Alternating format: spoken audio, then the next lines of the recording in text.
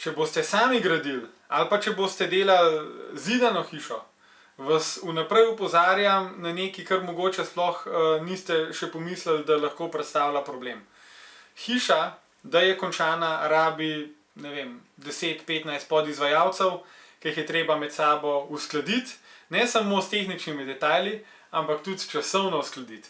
In vsak od izvajalcev mora prav narediti. Predstavljajte si, recimo, imate zidano hišo postavljeno, zdaj pa je treba uliti estrihe, pa mora prej narediti vodovodar za talno gretje, pa za njim pride elektroinštalater, ki mora narediti razvode, pa bi mogel en razvod narediti pod estrihom, pa je estrih že po nesreč zalit, zato ker niste pomislili na ta detajl.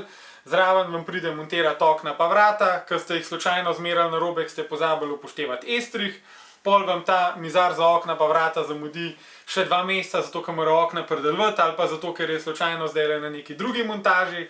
In v ta cikel se pri gradnji na terenu ali pa sploh pri gradnji v lastni režiji ujame praktično čisto vsak, ki tako dela. Zakaj? Zato, ker večinoma vedno sodelujete z izvajalci, ki se med sabo ne poznajo, vi jih osebno poznate, oni se med sabo ne poznajo, eden dela na en način, eden dela na drug način, ko ima nekdo napačno predpripravo, reče, on je kriv, un pa s prstom nazaj pokaže, ne, ti si kriv.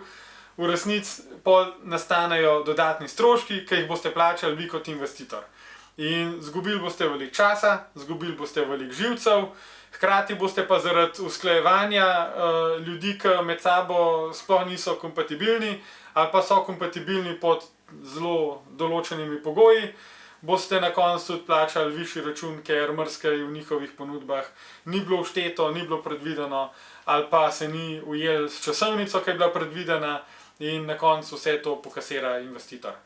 Pri modularni gradnji so stvari bistveno bolj enostavne, ker vse te stvari delamo v naši hiši, v naši proizvodnji, v hali, z našimi fanti in tečejo bistveno bolj usklajeno, pa na bistveno višjem nivoju, ker se sodelavci med sabo poznajo in delajo vsak dan skupaj in vejo, kaj kdo od koga lahko pričakuje.